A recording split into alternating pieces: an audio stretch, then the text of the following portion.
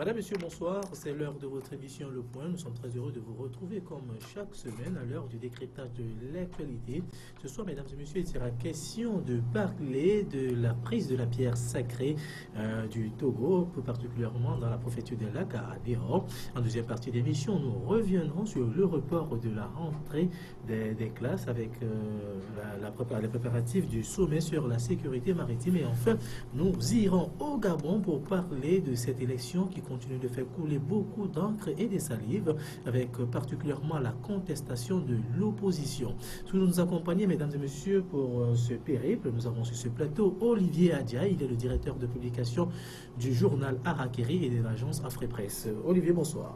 Bonsoir, c'est tout un plaisir, Daniel, d'être avec toi encore ce soir. Voilà. Et je salue tous ceux-là qui sont devant leur petit écran. Voilà, plaisir partagé. Également sur ce plateau, nous avons le directeur de publication du journal Temps Nouveau, Ibrahim Acha. Ibrahim, bonsoir. Bonsoir Daniel, bonsoir à tous ceux qui nous suivent en ce moment.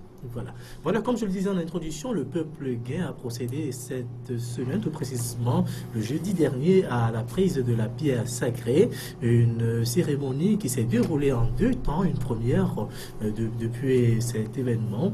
Olivier Adia, vous avez suivi de près également cet événement. Nous savons que depuis certaines années, il y avait une crise au sein même de ce couvent. Aujourd'hui, cette année, on nous a servi ce spectacle de pierre sacrée pour un seul événement. Oui, la pierre n'est plus sacrée que ça. La pierre a été désacralisée et la pierre a été bafouée, la pierre a été traînée dans la boue. Je crois que ce sont les divinités des peuples ou bien du peuple guin qui doivent donc avoir mal au cœur par rapport au spectacle qui est donné à l'opinion nationale depuis 3 ans de cela. Je crois que quand on parle de prêtres, quand on parle de divinité, quand on parle de chefs traditionnels, la plupart du temps, on pense à la sagesse, on pense à la retenue, on pense au bien général, au bien-être de la masse. Mais ici, je crois que les intérêts sont en train de prendre le pas sur la tradition. Les intérêts sont en train de prendre le pas sur ce qui devrait normalement réunir. Parce que si les fêtes traditionnelles n'arrivent plus à réunir les peuples, je ne sais plus ce qui peut nous réunir. Parce que la politique, c'est d'essence partisane. Voilà. C'est-à-dire la politique, elle est là pour diviser. Mais au moins, il y a des symboles qui sont obligatoirement unificateurs. Voilà. Donc, et les fêtes traditionnelles en font partie. Mais depuis 3 ans, je crois que le spectacle que le peuple guin offre à la communauté des Togolais et à la communauté internationale laisse à désirer. Je tiens à réaffirmer que il y a des personnalités très respectables au sein de ce peuple. Il y a des gens que nous respectons beaucoup et aujourd'hui qui sont emballés ou bien dont l'image est associée aujourd'hui à ce qui se fait. C'est dommage. Donc il faut appeler les uns les autres à la sagesse. Parce que nous avons entendu qu'il y a les fonds de l'UNESCO, il y a les fonds qui viennent de partout. Donc, chacun. On en viendra peut-être. Oui, donc il faut quand même appeler les uns les autres à la sagesse. Voilà. Ibrahim Acha, réaction dans l'entrée du jeu? Non, sincèrement, c'est triste ce qui s'est passé chez nos frères guins. Et ce n'est pas du tout de nature à donner quand même le rayonnement de cette civilisation guin dont on nous parle depuis l'enfance. Vous savez que dans l'enfance, quand on dit il y a la prise de la pierre sacrée, c'est tout un événement et les gens sont à l'écoute du message qui sera délivré. C'est-à-dire que le message des divinités guin aussi a impacté d'une manière ou d'une autre la vie socio-économique dans notre pays, parce qu'il suffisait que la pierre soit de couleur rouge. On dit qu'Allah, il y a danger, donc il faudrait savoir à quoi s'en tenir. Et je me rappelle même, il y avait des cérémonies, des libations qui se faisaient pour que l'année soit une année de prospérité et autres. Bon, maintenant que cela n'est plus, le côté sacré n'existe plus, c'est devenu un jeu d'intérêt et vraiment on fout le bordel autour de cette tradition séculaire. Parce que ça fait, nous sommes la 354e prise de la pierre sacrée. Et je ne peux pas comprendre que c'est maintenant que des gens, par cupidité, arrivent à jeter de l'opprobre sur cette cérémonie sacrée et qui détermine le peuple gain. Et au-delà de tout, est-ce qu'on peut encore parler de cérémonie sacrée? Parce qu'il y a deux pierres. C'est toujours sacré. C'est toujours sacré parce que la pierre, ce n'est pas au bord du lac qu'on va prendre ça. C'est toujours dans le couvent. Oui, mais le spectacle auquel ils nous ont livré. Dans la forêt sacrée. Voilà. Est-ce que c'est... Le problème, c'est qu'il y a des prêtres aussi. Il y a des prêtres et ça a été pris par des prêtres. Si c'était des ministres ou bien des cadres de la localité qui se sont improvisés, prêtres Noé, ils sont allés prendre la pierre, c'est là où on dirait qu'il n'y a plus le côté sacré. Le côté sacré existe parce qu'il y a un rituel avant d'aller prendre la pierre, mais seulement qui sont ces prêtres-là qui sont habilités à aller prendre la pierre. C'est là où le problème se pose.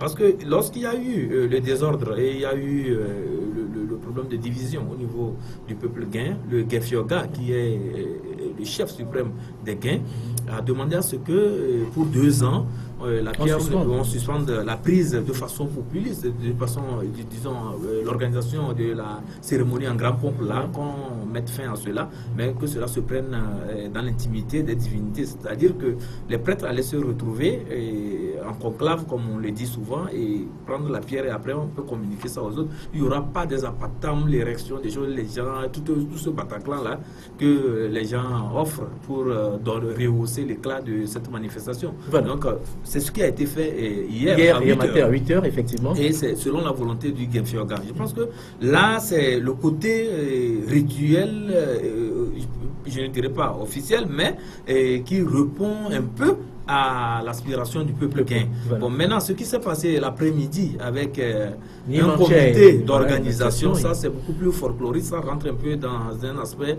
de business, de choses beaucoup plus mercantile, parce que peut-être qu'il y a des financements autour de ça pour organiser et autres, pour faire tout ça là. Et Nimanché qu'on a désavoué et qui s'accroche encore à ce rituel, à prendre encore la pierre. Bon, je me demande si au finish, qui sont ceux qui tirent sur les ficelles.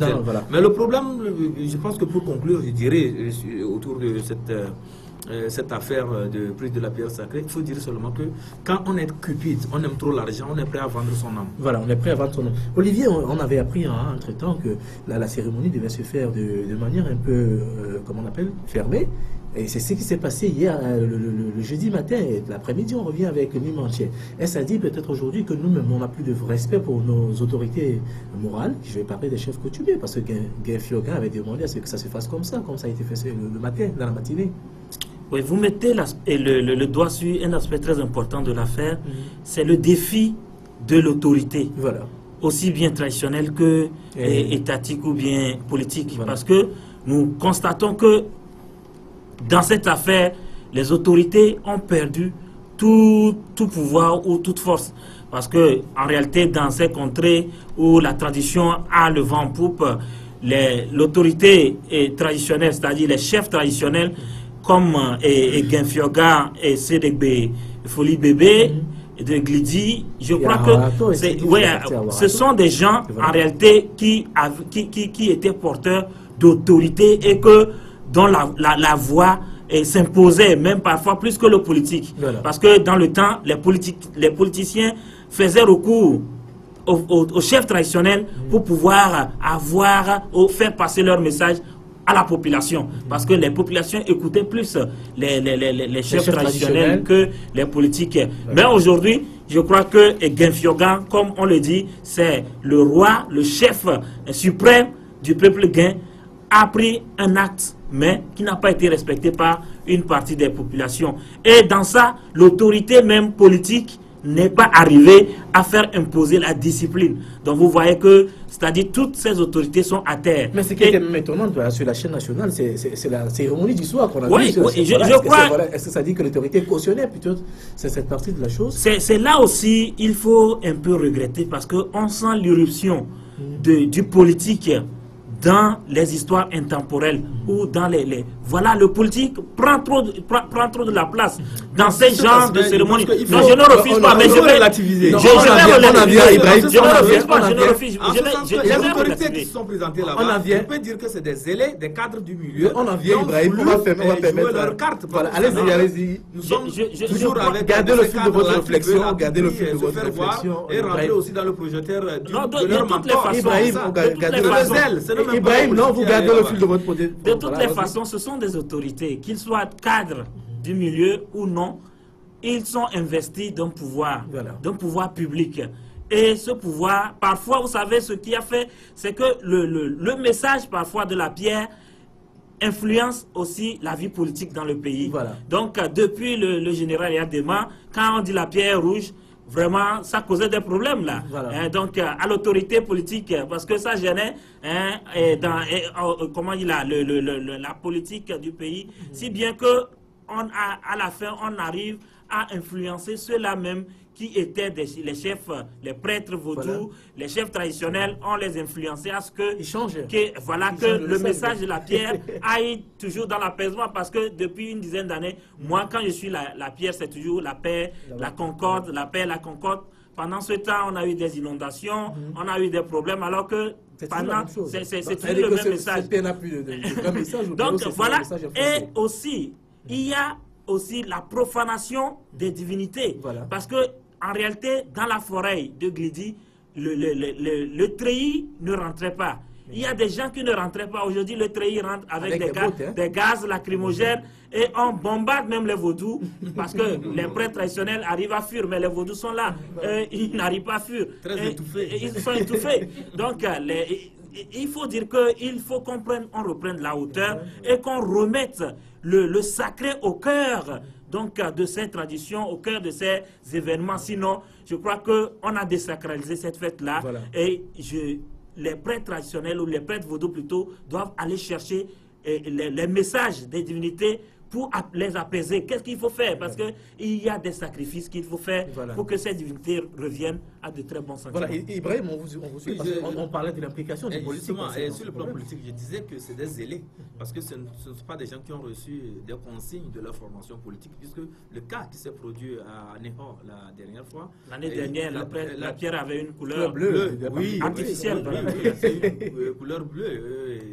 D'aucuns même parlaient des signaux qu'on voyait, c'est-à-dire qu'on a c'était réel, c'est pas forcé. C'est une pierre, la couleur a été forcée, c'est-à-dire qu'on est allé chercher une couleur artificielle pour venir mettre, non, plutôt une couleur artificielle pour venir mettre sur une pierre sacrée. Donc ça voudrait dire qu'il y a profanation même de la pierre. Donc c'est ce qui s'était passé l'année dernière. Je disais qu'il n'y avait pas il ne faut pas voir tout de suite la main de leur formation politique d'appartenance. C'est juste pour éviter les amalgames. Il y a des zélés et des cadres du milieu qui voudraient se mettre en vedette et pouvoir démontrer à leurs ils ont employé les moyens de l'État. Ils ont employé les moyens de l'État. Non, ils n'ont pas employé les moyens de l'État. C'est comme les forces de l'ordre. Toute personne peut avoir recours aux forces de l'ordre. C'est-à-dire que quand vous vous sentez menacé, vous pouvez aller demander, solliciter les services des forces de l'ordre. Et la force publique. Et si ça se faisait de vice-versa, de part et d'autre? Non, le problème c'est quoi? C'est ceux qui sont allés demander les services de la police ou bien de la gendarmerie. C'est eux qu'on doit protéger sur le terrain. C'est le problème qui se pose. Même si c'est qu'ils font pas bien. Si le chef canton avait aussi, le Gefioga, avait demandé une protection aussi des forces de l'ordre, les forces de l'ordre sont là. C'est une force républicaine. Elle est là pour servir tout le monde. Je pense que lui aussi devait avoir droit à cette protection. Donc si c'est le prêtre vaudou contesté qui allait demander les services des forces de l'ordre pour qu'on le protège dans la forêt sacrée parce qu'il a peur des représailles, parce que les gens devaient l'attaquer, il va de soi que les forces de l'ordre aillent le protéger parce que après tout c'est un citoyen qui est en danger. C'est pas trop facile. C'est trop facile. Bon, maintenant il faut revenir plutôt au problème dessous. C'est l'argent qui divise les gains. Il n'y a rien encore. Aucun politique ne tire sur les ficelles. Sincèrement, c'est les gains. Vous voyez un cabier aller profaner et choses, comment l'appelle-t-on la fête de Glidi. Vous voyez un Kotokoli aller faire... Non, je sais où je voulais en venir. Vous voyez un Kotokoli aller profaner ça, quel intérêt il tire? Mais quand nous venons maintenant vers le peuple gagne, c'est parce qu'il y a beaucoup de sous. Au niveau de l'organisation, il y a des officines qui donnent de l'argent pour l'organisation. Et ceux qui tiennent les mannes pour aller organiser cela ne voudraient pas que cela leur échappe. Parce qu'après l'organisation, il y a des ressources, il y a aussi des jetons qui restent. Et ça aussi, ça leur profite. Donc, du coup, ils ne peuvent pas accepter que cela leur échappe. Si on désavouait le prêtre qui a l'habitude, le prêtre vaudou qui a l'habitude de prendre la pierre sacrée, ça voudrait dire que tout leur business s'écroule. Donc, ils doivent tout faire pour maintenir ce business. Et c'est ça le passage en force. Voilà, justement. C'est le passage en force. Je crois que, d'une manière ou d'une autre, et mon confrère a raison, mais ce que moi je veux dire, il faut faire un effort pour éviter, comment dire là, de prendre parti ou de jouer un rôle de partisan. Parce que vous savez, cette communauté, ou bien, voilà, la communauté gain a aujourd'hui besoin d'un médiateur, de quelqu'un qui puisse unir les positions pour que, bon, quand je dis unir, il ne faut pas voir le parti politique. Non, voilà, on va unir les positions. Et pour, voilà, rapprocher les positions, afin que les gens on puisse sauver ce qu'il y a, donc, un lieu de sauver aujourd'hui. Mais il faut qu'on évite aussi de dire que celui-là a raison ou celui-là a tort. Parce que ça n'arrange rien dans cette affaire-là. De toutes les façons... Non, je ne refuse pas. Non, je ne refuse pas de toutes les façons. Olivier, de toutes les façons, nous sommes pour sauver la... Oui, je ne refuse pas ça. Mais aujourd'hui, l'intérêt qu'il faut poursuivre, c'est l'unité de ce peuple et aussi des deux camps. Pour que l'année prochaine, en 2017, parce que dans Rakiri, quand vous voyez, nous, on a plaisanté, même si ce n'est pas une situation dont on peut se moquer, mais... Vous êtes satirique. Oui, on est satirique. On est parti, on a fait le constat comme quoi, de Bessosso, on est arrivé à Epedada, voilà. Et aujourd'hui, c'est à Gazdada. Donc, demain, on va arriver à quel... Bon, ça, c'est... Mais quand même, on rit, mais c'est sérieux. Voilà. Vous comprenez? Donc, il faut quand même que les uns et les autres... Je sais que dans cette communauté, il y a des personnalités morales, hein, des personnalités qui peuvent intervenir pour arrêter la pagaille. La personnalité morale a été venue depuis avec les... Non, c'est sûr que pour régler cette affaire, il ne faut pas, faut pas faire partie d'un camp. Lorsque vous affichez aux côtés d'un camp, vous ne pouvez pas régler l'affaire. Parce que c'est pourquoi j'ai dit en partant que... Mais qui est la personne alors habilitée à régler ce problème? Non, je suis sûr, c'est une très grande communauté, voilà, très sage et qui aussi a des gens très cultivés intellectuellement parlant. Autour de comment on appelle, Gefioga, il y avait quand même beaucoup de prêtres traditionnels, beaucoup de chefs oui, chacun a pris son camp dans cette affaire. Donc il faut chercher une personne, une personnalité qui est au-dessus de tous les intérêts. Aujourd'hui, mon confrère l'a relevé.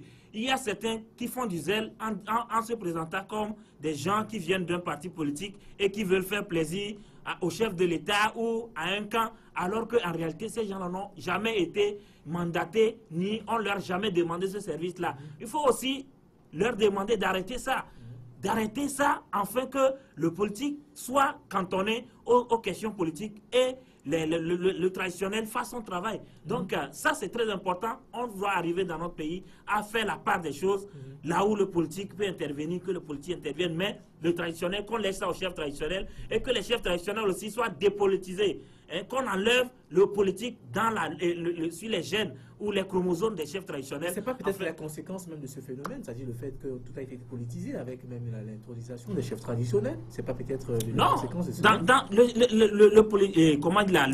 l'autorité politique est toujours là dans le pays, mais l'autorité morale aussi, on a besoin de la place de l'autorité morale, parce que le pays, on a des lois, on a des règles. Donc, mais il faut faire la part des choses. Là où le chef traditionnel a ses domaines d'intervention, le politique aussi a ses domaines d'intervention. C'est deux choses qu'on doit séparer pour que les choses aillent pour le mieux pour notre pays. Non, à mon avis, c'est qu'il faut aller vers le côté sacré même de ce rituel, de cette cérémonie. Parce que si on va si on continue par présenter la prise de la pierre sacrée comme un événement culturel ou bien un événement de distraction comme ça se fait actuellement, et on ne verra plus le côté divinité, le côté beaucoup plus religion africaine, je voulais dire, à travers cette cérémonie de prise de la pierre sacrée. Mais s'il y a le côté sacrée, comme le disait mon confrère Olivier, c'est que les divinités vont régler les comptes. Si jusqu'alors les divinités n'ont pas réagi, à ne pas réagir, à ne pas sévir, sanctionner, frapper les usurpateurs ou bien, disons, les profanateurs, c'est peut-être que il n'y a plus de divinité là-bas, que les vraies divinités ont fui. Parce qu'avec tout ce désordre orchestré dans la forêt sacrée, là où il ne faut pas aller avec les treillis, on y va avec les treillis, on lance des gaz lacrymogènes. Je vois quelle divinité, quel vaudou va encore continuer par rester là-bas et il va recevoir encore des gaz dans sa figure. Justement, c'est pourquoi le message me met flou, parce qu'on parle de pierre blanc sale, et bon, vous comprenez le message. On vous dit ceci, après toute la soirée, la pierre qui a été prise, on dit la pierre blanche. A été blanchie. Elle a été blanchie, et c'est la même chose, et c'est un message flou, en tout cas qu'on n'arrive pas vraiment à cerner. Quel est le message qui est sorti, François Olivier, on ne sait pas. Oui, c'est difficile de le savoir parce que certains parlent de concorde, de paix, d'autres parlent de stabilité. Et la pierre, le matin, était blanchâtre et dans l'après-midi, elle a été totalement blanchie. Donc vous comprenez que au-delà de tout, ceux-là même qui sont les premiers concernés, ce sont eux qui font qu'on se moque de cette communauté. Et ce n'est pas... Moi, je serais membre de cette communauté que j'aurais mal au cœur. Parce que, à cause de l'arrêt d'un groupuscule, donc voilà, d'un groupuscule, j'y arriverai. Mais, voilà, c'est toute une communauté qui est aujourd'hui la risée du pays. Parce que quand on veut parler de Pessançon, des gens ont des sobriquets, même il y a sur les réseaux sociaux, vous verrez comment il a Pessançon double SIM, c'est-à-dire comme les portables de Suisse, c'est-à-dire ça prend. Ce n'est pas agréable pour notre pays parce que il y a aussi de l'extérieur, c'est une fête. Au tourisme aussi, non, en réalité, avant, c'est une fête beaucoup touristique qui amenait des touristes, des blancs qui venaient, qui dépensaient de l'argent dans cette communauté. Aujourd'hui, ces sous-là, ou bien ces fonds sont perdus. Donc, de grâce aux uns aux autres, et au camp Nimaché, et au camp, ou bien l'autre camp, on lance un appel vibrant qu'ils n'ont qu'à sauver ce qui a sauvé, parce que 354 édition, ce n'est pas rien. Je crois que c'est au Togo la première fois ou la première communauté qui a aussi duré donc en matière de célébration de ses valeurs et coutumes. Voilà. Donc il faut sauver ça. Voilà. Non, nous voulons que ce soit la tradition qui soit respectée, que les gens n'aillent pas à apporter des choses qui n'ont rien à voir avec la tradition au niveau de ce couvent. Et je voulais parler des forces extérieures qui veulent... comme on le dit là, ils veulent semer la pagaille autour de cette cérémonie-là parce qu'ils ont des intérêts qui sont en train de tirer, qu'ils tirent aussi des profits qu'ils tirent par rapport à leur positionnement autour de cette fête. Ça, ce n'est pas du tout vraiment agréable. Et il y a des cadres aussi du milieu que nous respectons beaucoup. Je ne veux pas citer des noms et ces cadres vont se reconnaître. Je pense que c'est le moment d'agir parce que quand ces cadres aussi sont très actifs dans certains litiges concernant d'autres communautés, je pense que c'est le moment maintenant de procéder aussi au lavage du linge aussi, qui est très sale aussi dans leur milieu. Je pense que c'est très indispensable. Et on va aussi appeler les uns et les autres à faire un travail de dépassement. Parce que dans cette affaire, il y a des cadres de cette localité qui se sont affichés comme appartenant à une formation politique et qui agissent et qui narguent les autres. Et je pense que ce n'est pas aussi de nature à donner, comme on le dit, une bonne image à cette formation politique, dont la discipline aussi doit prévaloir au niveau de cette formation politique, qui doit donner des consignes fermes pour qu'il n'y ait pas amalgame autour de la prise de cette pierre sacrée.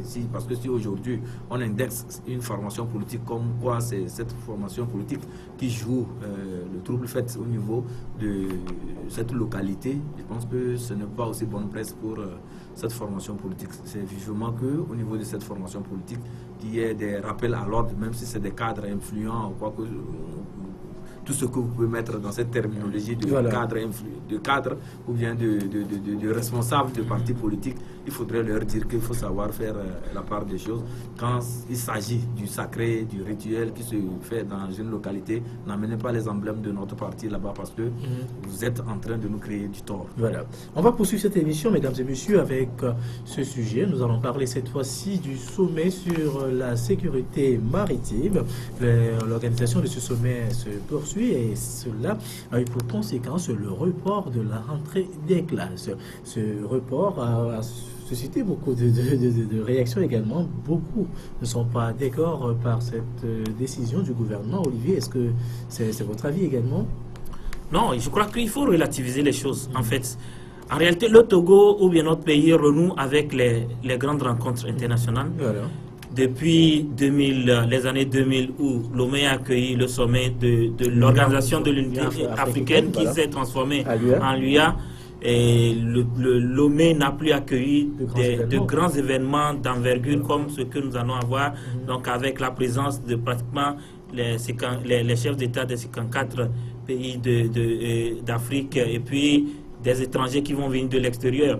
Donc ce n'est pas un événement comme un mineur qu'il faut prendre à la légère. Et le Togo tient à organiser, donc à réussir cela dans un contexte géopolitique très tendu, voilà. C'est-à-dire fait de terrorisme à nos portes. Quand on parle du Nigeria, c'est pratiquement le Togo. Quand on parle du Niger, du Burkina Faso et de la Côte d'Ivoire, donc il faut quand même, parce que ceux-là qui vont venir vont susciter aussi l'intérêt des groupuscules que nous connaissons, donc qui vont vouloir frapper. Donc je crois que les mesures doivent être prises pour éviter ce genre de choses. Et la fête doit être belle, si vous me permettez le mot. Donc, chaque Togolais est appelé à mettre du sien. Donc, je crois que c'est un événement d'importance. Maintenant, là où peut-être le bas peut un peu blessé, c'est certaines mesures qui sont prises à un mois de cet événement et qui agissent sur l'économie nationale et sur les revenus des petites ménagères ou voilà, des gens de la rue. Parce que quand on apprend que le port de pêche, on a empêché les gens de travailler là-bas à cause du sommet, quand on apprend que dans d'autres lieux, on a déguerpi des gens à cause du sommet, et ce n'est pas aussi important pour moi. Peut-être à 2 jours ou à 3 jours du sommet, si on prenait cette décision, on pouvait comprendre parce que ça ne donnait que une semaine à ces gens-là de reprendre leur activité. Mais à 1 mois, c'est un peu, long pour sevrer les gens de leurs revenus. Mais cependant, le peuple, le Togolais, le citoyen que nous sommes, nous devons être fiers d'accueillir ce sommet et travailler à sa réussite. Nous devons être fiers d'accueillir ce sommet, Ibrahim. Oui, bien évidemment. Vous savez que la question de la sécurité maritime préoccupe tous les États. Et si je me tourne un peu vers les côtes somaliennes, vous savez que la sécurité maritime là-bas a été sérieusement éprouvée et ça fait que ça a été la porte d'entrée de vraiment toutes sortes de criminalités. Et maintenant, avec le travail qui a été fait là-bas pour pouvoir traquer ces criminels-là, ça s'est déporté vers le golfe de Guinée. Actuellement, c'est le golfe de Guinée qui est dans la ligne de mire de ces terroristes-là, de ces criminels. Et donc, le Togo qui veut organiser une rencontre sur cette thématique, c'est-à-dire la sécurité maritime, d'abord se pose en pionnier pour pouvoir drainer tous les Africains vers la lutte contre ce phénomène qui est un phénomène vraiment préjudiciable à l'économie des États. Et aussi, il faut aussi dire que les côtes togolaises ne sont pas grandes, ce n'est pas une côte aussi grande, mais c'est une côte vraiment d'attraction parce que quand vous voyez un peu les navires qui viennent trouver refuge à nos côtes avant d'aller vers les autres côtes pour aller déverser les marchandises, vous comprenez que la côte togolaise aussi a un rôle géostratégique qu'il faut vraiment mettre en valeur. Donc c'est très important qu'on accueille ces sommets et surtout qu'il y aura à l'issue de ce sommet une charte africaine de la sécurité, de la sûreté maritime et du développement surtout qui sera lancé. Donc c'est une très bonne chose. Le Togo aura l'honneur et la charte portera même le nom de Lomé. On parlera de la charte de Lomé. Donc voilà encore un positionnement, un intérêt vraiment très avéré. Et pour notre pays, je pense que c'est très indispensable que tous les Togolais travaillent pour qu'on réussisse ce sommet. C'est très indispensable et surtout que les élèves aussi seront est-ce que les élèves à l'école et autres là, ça peut aussi entraîner aussi des problèmes. Non, je crois que ça, en réalité, moi je ne fais pas de lien. Voilà. Il a parlé aussi de ce sommet et surtout de l'enjeu sécuritaire qui entoure ce sommet. Vous savez que en matière de sécurité, il faut bien prendre des mesures. C'est-à-dire que si on doit avoir affaire à des terroristes, je pense que le dispositif sécuritaire serait mis de telle sorte qu'il n'y ait pas des intrusions dedans. Parce que quand vous avez votre dispositif sécuritaire et entre-temps, dans votre ligne de mire, ce que vous êtes en train de contrôler, il y a des intrus qui rentrent dedans.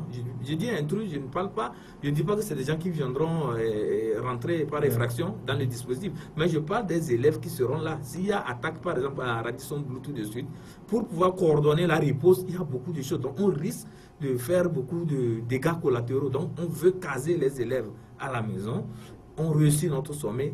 Au cas où il y a des attaques, la riposte sera vigoureuse, ça c'est sûr, parce que les forces de l'ordre ont pris des dispositions qui s'imposent. Il y a eu même des séances de simulation, vous avez vu. Ça voudrait dire qu'on se prépare ardemment. Décrié par beaucoup de personnes. Non, ça ne doit pas être décrié parce que c'est une simulation pour pouvoir tester les outils opérationnels. Non, ce n'est pas ça. Même ce sommet, c'est comme ça qu'il a Chaque jour, on entend en Corée du Sud qu'on a envoyé des fusées balistiques, on a fait chose, on a testé. C'est ça. Donc il faut aussi tester. Non, ce n'est pas notre contexte. Ici aussi, c'est le contexte sécuritaire parce que le Togo aussi est dans la ligne de mire de certains. Vous savez que quand le Togo, les forces togolaises sont allées intervenir au Mali, il y a des djihadistes qui nous ont menacés à main voilée. Voilà. Donc nous savons très bien qu'actuellement le Togo peut être aussi une cible potentielle de ces réseaux terroristes, mais il faudrait quand même qu'on se prépare, que les forces togolaises se préparent pour riposter en cas d'attaque. On a l'impression qu'on dévoile toutes nos cartes avant même là. Non, on ne dévoile pas. Quand on parle de simulation, cela ne veut pas dire qu'on sort toutes nos cartouches. Non. Il y a quand même ce que nous pouvons faire pour dire que nous pouvons passer par là et aller contrer les terroristes. La gendarmerie va faire son travail. La police va faire son travail. Il y aura une coordination autour de toutes les forces qui entrent en jeu. Lorsqu'il y a un phénomène, lorsqu'il y a une crise, lorsqu'il y a une attaque, vous comprenez que les sapeurs-pompiers aussi doivent passer par là. Il y a tout là. Toutes les forces là doivent être mobilisées. Je pense que c'est cette simulation qui se fait pour pouvoir tester les outils que nous avons en cas de riposte. Non, mais je suis tenté. C'est aussi mauvais que ça. Je suis tenté de dire que moi, je ne vois pas un lien direct entre le sommet et la rentrée scolaire. Certes, je l'ai dit au départ qu'il faut mettre tout en œuvre pour la réussite de ce sommet. Mais de là à mettre les élèves à la maison pour encore 3 semaines, et sans pour autant nous prouver que les enseignants vont intervenir. Non, vont intervenir peut-être à faire des expositions à ce sommet, ou bien pardon, des exposés plutôt à ce sommet. Il y a un problème. Et vous savez, peut-être ce qu'on ne nous dit pas, c'est qu'il y a une plateforme de ces enseignants-là qui menaçait de gréver. Alors que quand vous avez des étrangers, 4000 personnes, et des caméras du monde entier, des grandes chaînes de télévision, et que des enseignants sortent pour manifester, vous savez, parfois ce sont des élèves qu'on jette dans les rues et qui manifestent au nom des enseignants, c'est-à-dire on sous-traite les grèves donc aux élèves. Ça peut avoir un effet très dévastateur sur l'image de notre pays, parce que, vous savez, quand il y a des journalistes quelque part, ce n'est pas ce qui est normal, ce qui se passe bien qu'ils veulent voir. Quand ils sentent ils entendent qu'il y a des choses qui ne se passent pas bien, c'est là même qu'ils vont pratiquement abandonner le sommet pour venir filmer les élèves. Et ça, ce n'est pas une bonne image pour notre pays. Si on nous disait ça, on allait comprendre, parce que au moment du sommet, on ne veut pas avoir des voix discordantes. J'ai aussi appris que des partis politiques voudraient profiter de ce moment pour encore reprendre des marches. Bon, je ne sais pas comment. Elles vont apporter quoi, ces marches? Oui, non, j'ai dit que j'ai cru entendre, voilà. Oui, j'ai eu des informations comme quoi il y a des partis politiques qui préparent une série de marches pour profiter des caméras qui seront donc là pour le sommet. Donc voilà Parce que quand il y a un grand événement, tout le monde veut profiter en fait, comme podium, pour faire passer son message. Aussi bien le gouvernement et les autorités veulent présenter le pays, veulent vendre le pays aux étrangers. Aussi bien ceux qui sont leurs détracteurs veulent aussi profiter de l'événement pour vendre leur message. Parce que c'est plus porteur et voilà, ça va plus passer mieux. Donc c'est de bonne guerre. Et c'est à l'État de voir là où l'intérêt général est et de prendre les bonnes décisions. Mais en prenant les bonnes décisions, qu'on nous donne les bonnes informations et qu'on ne nous présente pas comme quoi c'est à cause du sommet qu'on est en train de reporter la rentrée, alors qu'en réalité, ce n'est pas ça. Parce que ça a coûté la place à Dilma Rousseff donc, au Brésil, parce qu'elle a maquillé des informations et c'est ce qui fait qu'elle a des problèmes actuellement jusqu'à ce qu'elle ne tombe. Voilà. Non, vous venez de dire que quand on est un responsable aussi, il faut anticiper sur des événements. Donc je pense que l'esprit d'anticipation aussi doit amener les autorités togolaises aussi à prendre les décisions qu'il faut, les décisions idoines pour ne pas en arriver à des couacs lors de ce grand sommet qui repositionne d'abord Lomé, comme vous venez de le faire remarquer, et en même temps aussi qui donne en tout cas une position de pionnier à notre pays dans la sous-région non, pas dans la sous-région, mais dans la riposte contre vraiment le phénomène de piraterie maritime. Voilà, donc aussi cet aspect qu'on ne doit pas perdre de vue. Il faudrait aussi qu'on rappelle que les autorités, en prenant cette décision, ont mûri la réflexion et savaient que, bon, il faudrait quand même que les élèves soient à la maison lors de ce sommet pour qu'il n'y ait pas d'autres problèmes. Sinon, concernant la revendication des enseignants et les grèves à répétition, je pense que le ministre de l'enseignement primaire et secondaire a pris langue avec les centrales syndicales. Même si les revendications ne sont pas totalement satisfaites, il y a quand même des passerelles pour pouvoir désamorcer tout ce qui peut être objet de contestation entre le ministère et, disons, les enseignants. Et c'est vraiment étonnant que c'est comme l'année dernière aussi avec l'arrivée du ministre aussi, de l'actuel ministre de l'enseignement primaire et secondaire. Il y a eu aussi des rencontres qui se sont déroulées.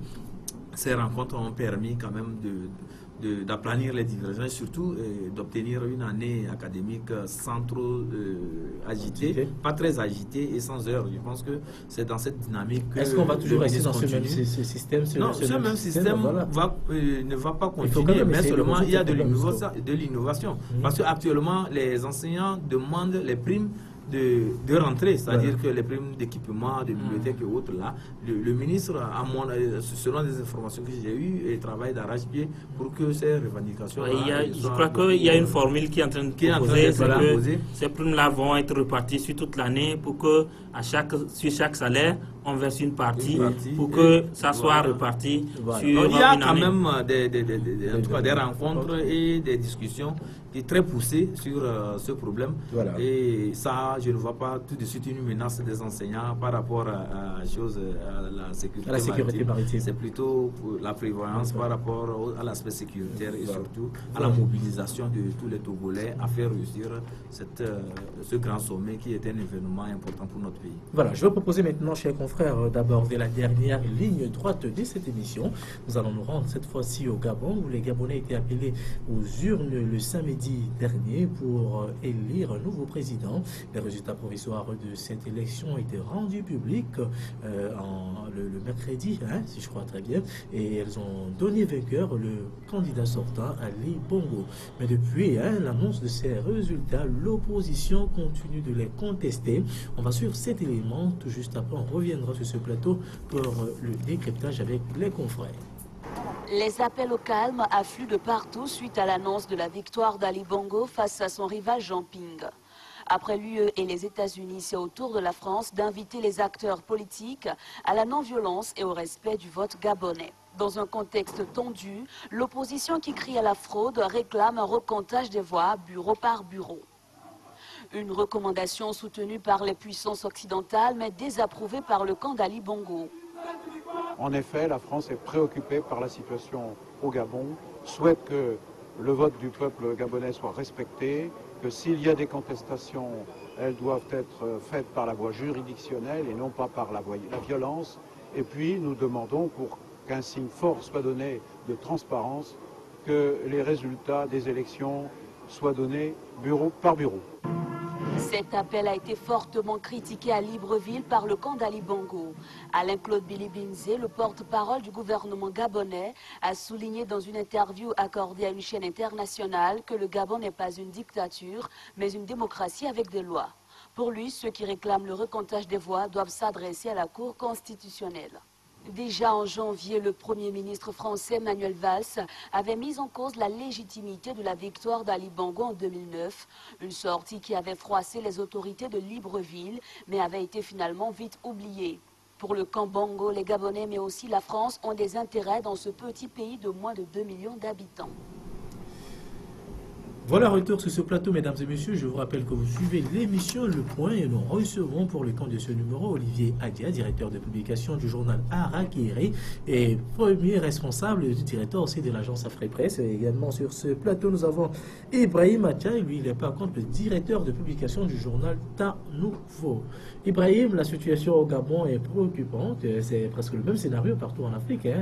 Élections, contestations et tout cela. Oui, il y a toujours des contestations, sauf dans certains pays où la contestation est moindre. C'est les pays qui ont pu réussir leur processus démocratique. Alors, il y a eu des institutions fortes, des institutions qui ne sont pas inféodées, donc ça fait qui ne sont pas inféodées, donc ça fait qu'il y a une liberté d'action et la manifestation de la vérité à travers les urnes se fait de façon beaucoup plus probante. Voilà. Donc c'est dans ces pays-là qu'on peut dire qu'il y a eu quand même des élections sans heurts, sans contestation.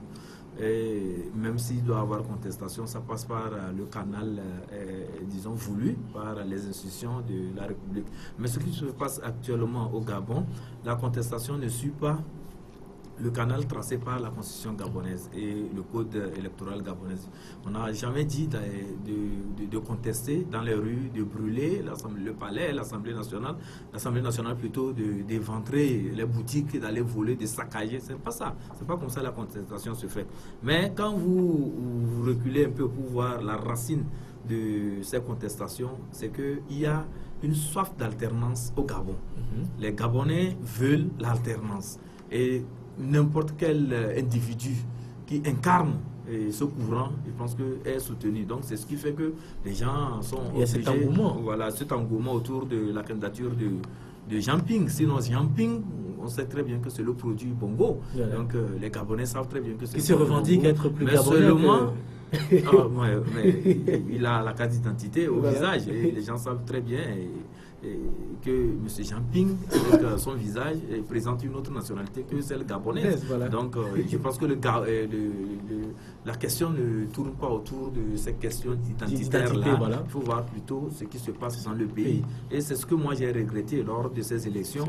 Il n'y a pas eu de projet de société d'envergure qui prennent en compte, des personnes. Voilà, on s'attaquait à des personnes et on ne disait pas comment repositionner le Gabon par rapport à la crise pétrolière, comment faire pour trouver d'autres sources d'énergie pour soutenir le développement du Gabon. Toutes ces questions ont été occultées. C'est Ali Bongo est bien fait, c'est Jean Ping est chinois.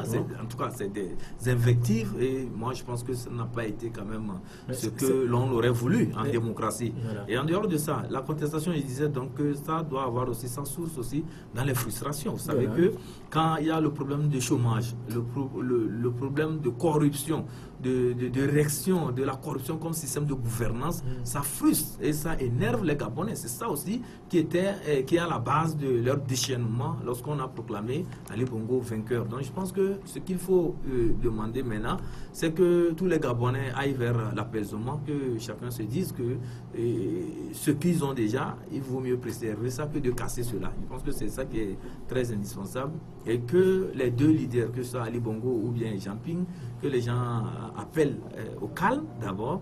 Et maintenant, s'il y a à vérifier certaines choses pour s'assurer de la sincérité de la victoire de Ali Bongo, ils peuvent procéder par le recomptage des voix, là, comme l'appelle vivement Non, je dis qu'on appelle vivement la France et certaines chancelleries. Non, voilà. je dis pour la sincérité de sa victoire. Voilà, parce qu'actuellement, le problème se pose au niveau de cette victoire. Et à l'arraché, parce que quand vous voyez aussi la différence, aussi, c'est l'expression même que les choses ont bien été. Vous savez, moi je vais revenir en me posant la question, qui est Jean Ping? Je crois que Jean Ping, c'est un pur produit de la famille Bongo. C'est quelqu'un qui a été nourri aux mamelles. Donc, qui a épousé même la sœur. Oui, donc de la famille Bongo qui a épousé, c'est-à-dire, c'est pour dire seulement qu'il a été fait dans les moules donc, de la famille Bongo. Et lui-même, il a reconnu au cours de cette élection qu'il sait comment ça se passe et comment ils faisaient pour frauder en faveur de Bongo Père et qu'il connaît le rouage, donc qui ne peut pas se laisser faire. Donc je dis que entre Jean Ping et Ali Bongo, c'est comme si on me proposait de faire le choix entre un voleur et un sorcier. Je présente Jean Ping comme le sorcier et je préfère le voleur. Parce que Jean Ping aujourd'hui, quelqu'un qui est soutenu par des forces occultes étrangères, les médias étrangers, des officines france-africaines plutôt, et qui aujourd'hui veut prendre le Gabon. C'est comme si retourner le Gabon à 50 ans en arrière, où le colon veut avoir la même mise sur les richesses pour pouvoir en profiter, en disposer à sa guise. Je crois que si en 2009, face à l'opposant André Obambam, et Ali Bongo a pu gagner, ou du moins a pu voler et gagner, parce que à la fin, on a appris, la même France nous a dit que ce n'est pas Ali Bongo qui avait gagné, mais qu'on a volé en sa faveur. Non, mais c'est certains Français qui l'ont dit. Cette communauté internationale, soi-disant, quand même, a laissé faire, a laissé Ali Bongo faire les 7 ans au pouvoir, tout en sachant qu'il n'a pas été élu de façon claire et légale. Mais aujourd'hui, cette même personne qui aujourd'hui fait un forcing pour permettre au Gabon de gagner des dividendes sur certains contrats, fait un forcing pour que certaines forces étrangères, certaines multinationales n'aient pas la même mise sur toutes les ressources, même s'ils donnent une grande partie à ces gens-là, puisqu'ils veulent tout avoir, ils trouvent que celui qu'ils avaient aidé à voler n'est pas reconnaissant. Donc il faut le faire partie et amener un voleur plus large pour pouvoir leur donner le pays. Je crois que face à cela, aucun Africain doit être d'accord. Ali Bongo n'est pas un ange, ce n'est même pas un exemple pour moi. Mais je crois que face à Jean Ping, qui en 2011 avait rejeté la même demande lorsqu'il était président de la Commission de l'Union africaine face à Laurent Gbagbo, qui demandait un recomptage des voix. Il avait dit non, qu'il y a un gagnant. Donc qu'on aille de l'avant. Aujourd'hui, la roue de l'histoire tourne, comme le dirait quelqu'un. La roue de l'histoire l'a rattrapé. Et il ne peut pas se prévaloir de ses propres turpitudes. Aujourd'hui, on était en face des mêmes personnes avec les mêmes méthodes, mais le plus fort a gagné. Donc, dans tout match, on dit que le plus fort gagne. Aujourd'hui, c'est un match dont les jeux ont été faussés depuis le départ. On savait qu'aucun d'eux n'était légitime. Donc, celui-là qui est fort, il a gagné. Donc, quand Jean Ping crie aujourd'hui, la communauté internationale le soutient, on comprend mieux ce qui se passe au Gabon. C'est qu'on veut seulement faire partie de quelqu'un qui n'arrange plus les intérêts, qui n'arrive plus à protéger les intérêts pour amener celui-là qui va laisser tout le pays aux forces qui veulent piller à leur guise. Le problème est très simple. Moi, je ne voudrais pas qu'on fasse le débat en quittant le terrain démocratique, en allant sur des officines ou bien des thématiques portant sur le panafricanisme. Moi, je ne parle pas du panafricanisme. Ça n'a rien à voir. On se perd. Moi, je ne parle même pas du...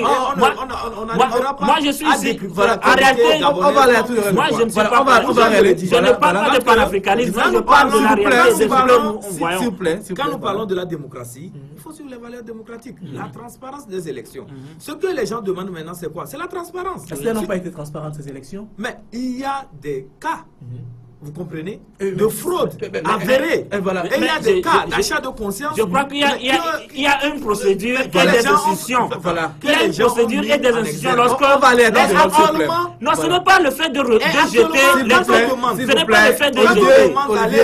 Ce n'est pas le fait de jeter les gens dans la rue. La sincérité des résultats, de vérifier si véritablement Ali Bongo a gagné, je pense que ça ne doit pas poser problème. Si Ali Bongo sait qu'il a gagné, pourquoi la même chose a posé problème en Côte d'Ivoire, ça ne va pas poser problème.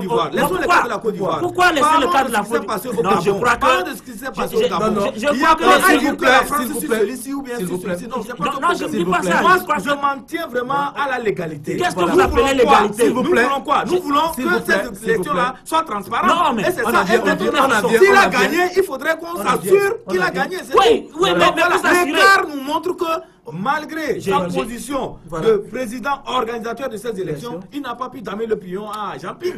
La différence même nous prouve qu'il y a quand même des choses à revoir. S'il vous plaît. Olivier, si Jean-Pierre était sorti de ces élections avec 12% ou bien 32%, là, on n'allait même pas demander qu'on vérifie quoi que ce soit. Non, c'est Ali Bongo. Non, j'ai dit si Jean-Pierre était sorti avec 12% ou bien 30%, ça n'allait même pas... Les gens n'allaient même pas demander. On sent qu'il y a une grande marge.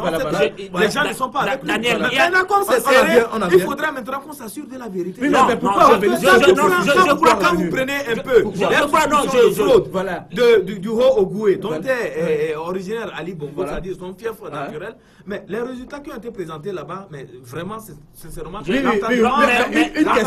Arrêtons de gober. Une question. Arrêtons de gober. On nous suit à la maison. Nous voulons la démocratie. Ibrahim, on nous suit à la maison. On va parler à tout de rôle pour que les téléspectateurs. Mais j'avais la parole. Voilà, rapidement. On va conclure rapidement. Je disais donc qu'en matière de démocratie, il faut s'assurer de la transparence.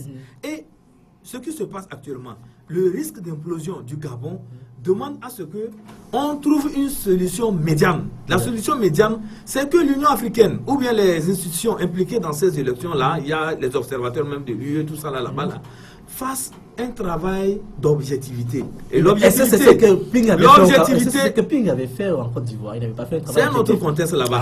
C'est un autre contexte là-bas. L'histoire du Gabon. De toutes les façons. C'est pas la personne de Ping. Quand nous parlons en Côte d'Ivoire, il y avait ce même problème. Vous aurez tendance à penser que vous êtes en train de régler des comptes à Ping. Non. Je ne parle pas de Ping.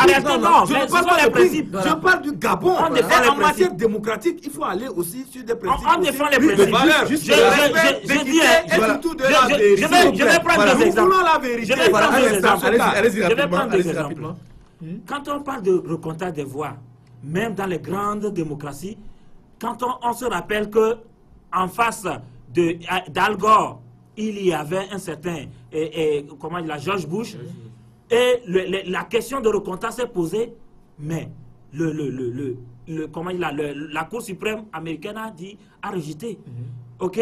Parce que Al Gore a su que dans une élection, il y a aussi d'autres institutions qui interviennent et c'est ce qui est démocratique. Lorsqu'on conteste, on conteste devant des institutions. Et il est allé devant la Cour constitutionnelle. Voilà. Donc celui qui appelle la rue à descendre à casser, c'est lui plutôt qui n'est pas démocratique. Voilà. Donc on ne me dise pas que c'est celui qui casse qui est démocratique et celui qui ne casse pas n'est pas démocratique. Non, je te sais très bien. Voilà. La démocratie, c'est tout un processus. Ça a des règles et les règles. Je crois, et je donne mon deuxième exemple. Une démocratie à double variance. Mon deuxième exemple concerne le PS. En France. Et je crois que c'est lors d'une élection de Martine Aubry où on a eu des suspicions de bourrage dur. Mais pour faire passer Martine Aubry, mais le PS a décidé que bon, on ne va pas faire de recomptage. Vous comprenez, sont dans des grandes démocraties. Voilà. Je crois que le cas de la Côte vient vers s'ajuster. Pourquoi on ne veut pas qu'on cite ces exemples parce que ça n'arrange pas et que là où ça arrange, qu'on en parle. Ça Non, arrange qui je crois au que Gabon? Ça arrange ceux qui soutiennent Jean-Ping aujourd'hui. La La communauté internationale. Mais Vous ne pouvez pas. Mais ils sont affichés. Ils l'ont affiché. Il ne faut pas être ahuri. Quand on dit que la communauté internationale soutient Jean-Ping, je suis vraiment ahuri. Parce que quand vous voyez un peu les résultats de ces élections, vous allez voir qu'il y a une aussi majorité derrière Jean-Ping. Et cette majorité aspire au changement, aspire à l'alternance. Les résultats de la commission donnaient quelqu'un gagnant. C'est-à-dire, aujourd'hui, Jean-Ping se retrouve dans la minorité. L'écart est très mince. Ce n'est pas parce que l'écart est mince qu'il faut... Non, je crois non. Et donc, on voudrait maintenant que les gens vérifient pour voir si sincèrement Ali Bongo a gagné ou pas. Il y a des voix de s'il a gagné, je pense qu'il ne doit pas avoir peur. En réalité, on va le suivre à la maison. Mais ce qui est très important, c'est intéressant, voilà. Oui, c'est intéressant, mais il faut... Ce qui est intéressant aujourd'hui, je ne dis pas que Ali Bongo a gagné ou n'a pas gagné. Moi, ma préoccupation, je suis mal placé. Nous, c'est la manifestation. En réalité, c'est ce que nous, en tant que démocrate, c'est ce que nous il y a deux choses sur lesquelles je me base. D'abord, en tant que démocrate, je me base sur les institutions qui ont organisé les élections et ce qu'ils nous ont donné comme résultat.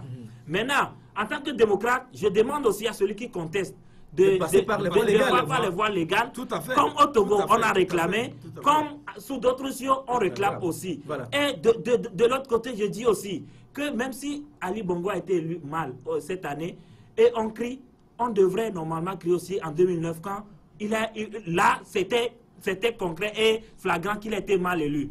Quelle est la différence aujourd'hui? En 2009, on le laisse. Voilà, et aujourd'hui, est-ce que c'est à Jean-Ping de demander un recomptage de voix? Ou il doit adresser un recours à Non, je pense qu'actuellement, il doit faire un recours à c'est la voie légale. Mais le problème qui se pose là-bas, c'est à moi que la question était adressée. C'est à moi que la question était adressée. Si nous avons des décisions de la République, des décisions fortes, je pense que le problème ne se poserait pas. Le problème, c'est qu'il y a une crise de confiance par rapport à la Cour constitutionnelle du Gabon. Le monsieur, la dame plutôt, qui est à la tête de cette Cour constitutionnelle, c'est un pur produit de Bongo. Et elle est là-bas depuis ça fait plus de 25 ans. Comme tous ses opposants. Ça fait plus de 25 ans qu'elle est là-bas. Donc, Ping n'a pas confiance en cette dame. Alors et à que l'institution Ping aussi a participé à construire ce système. Le problème de Ping est quoi? Le problème de Ping, c'est quoi? C'est que c'est la nouvelle tendance. Et je vais vous dire, et c'est pourquoi le peuple doit éviter de tomber dans le piège de ces barons-là qui, du jour au lendemain, changent de veste parce qu'ils se disent que, bon, on a suffisamment amassé de l'argent. Nous aussi, nous pouvons passer par tous les moyens pour devenir président. Je pense que c'est le piège qu'il faut éviter. Nous devons appeler à la conscience des populations africaines d'éviter que des barons-là, des pilleurs, des voleurs-là de la République, du jour au lendemain deviennent des saints et disent qu'ils veulent changer le destin de tout un pays. Alors qu'en réalité, c'est le cas de Ping.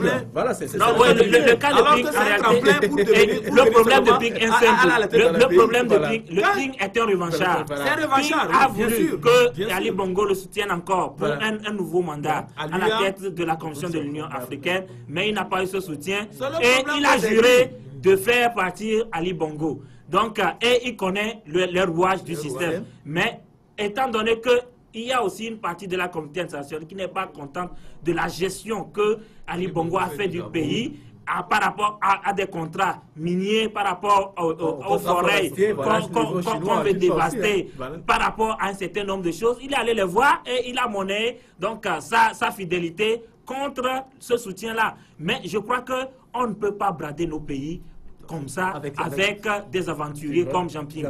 Certainement que Ali Bongo n'est pas un ange, je le reconnais, mais devant deux sorciers ou bien un sorcier, un voleur, je préfère le moindre mal que Jean-Ping. Et comme nous sommes des démocrates, ce que nous allons demander, c'est que les institutions travaillent normalement. Voilà. Et qu'on fasse des recours quand il y a lieu, quand on n'est pas content. Voilà. Merci à vous deux d'être passés sur ce plateau. Je rappelle que j'étais avec Olivier Adja, directeur de publication du journal Arakiri. Merci également à vous, Ibrahim Acha, directeur de publication du journal Temps Nouveau, pour ce débat très musclé. On se retrouve la semaine prochaine, mesdames et messieurs, si tout va bien, à la même heure.